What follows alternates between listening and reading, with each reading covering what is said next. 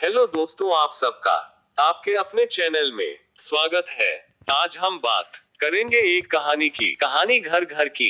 सुबह से इंतजार कर रहे हैं लेकिन अभी तक नाश्ता नहीं मिला। तुम्हारी बहन आई हुई है। उसे और उसके बच्चों को भूख लगी है लेकिन तुम्हारी पत्नी को कोई परवाह ही नहीं है। हम तो वैसे ही उससे बुरे लगते हैं। तुम्हारी बहन का इस घर में आना तो उसे बिल्कुल पसंद नहीं, इसीलिए यह सब नाटक कर रही है। कल रात को भी पता नहीं कैसा खाना बनाया था उसने। सुबह से पेट में दर्द है। बच्चों को स्कूल के लिए तैयार करती सुषमा अपनी सासू माँ की बातें सुन रही थी जो वह अपने बेटे से कह रही थी। थोड़ी देर बाद वही माँ का लाडला और आज्ञाकारी बेटा गुस्से में लाल दंदनाते हुए सुषमा के सामने आकर खड़ा हो गया। हद होती है सुस्ती और आलस्य की।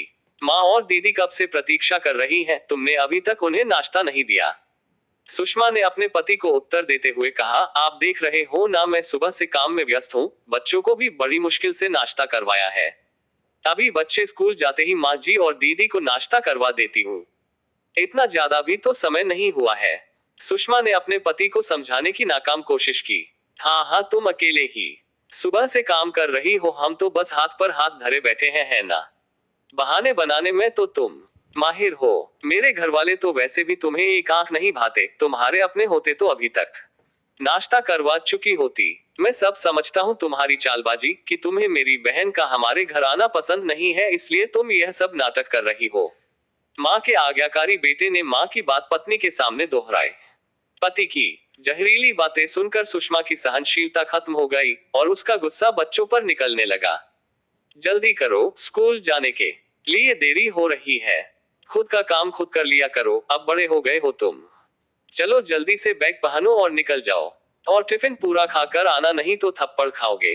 बेचारे बच्चे परेशान और आश्चर्यचकित होकर माँ को देखने लगे कि यह माँ को अचानक क्या हो गया, अभी तो हमें प्यार से नाश्ता करवा रही थी और अचानक से इतना गुस्सा करने लगी। बच्चे डरे सहमे से अपने बैग उठाकर स्कूल चले गए। पति की माँ, बहन और उसके बच्चों को नाश्ता मिल गया, लेकिन उन बेचारे बच्चों का डरा हुआ दिल और दिमाग नॉर्मल होने में बहुत देर लगी। लेकिन क्या उनके पिता को इस बात की परवाह थी कि उन मासूमों के व्यक्तित्व में माँ की अनावश्यक डांट के कारण कैसी अशांति पैदा हो गई?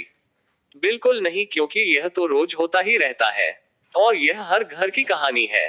आज नाश्ते को लेकर बात हुई, कल किसी और बात पर माँ को मन की शांति कहाँ से मिलेगी कि वह अपने बच्चों को देगी। कठिन परिस्थितियां, दूसरों का कटु व्यवहार और नकारात्मक विचार, माताएं अपना तनाव बच्चों पर निकालती हैं, जो बच्चों के व्यक्तित्व को बहुत प्रभावित करता है।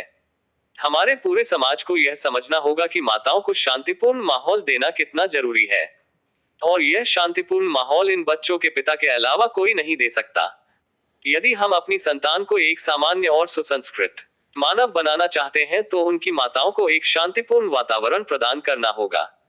नहीं तो हमारे समाज में हर दूसरे घर में अव्यवस्थित मानसिकता वाली पीढ़ी पल रही है और परिणाम स्वरूप हमारा समाज नैतिक और मानसिक रोगियों से भरता जा रहा है। प्यारे दोस्तों, इस पर हमें जरूर जरूर विचार करना चाहिए। आज की ये कहानी आपको कैसे लगी? अच्छी लगी है तो चैनल को सब्सक्राइब करना, वीडियो को लाइक और शेयर करना और कमेंट करके जरूर बताना।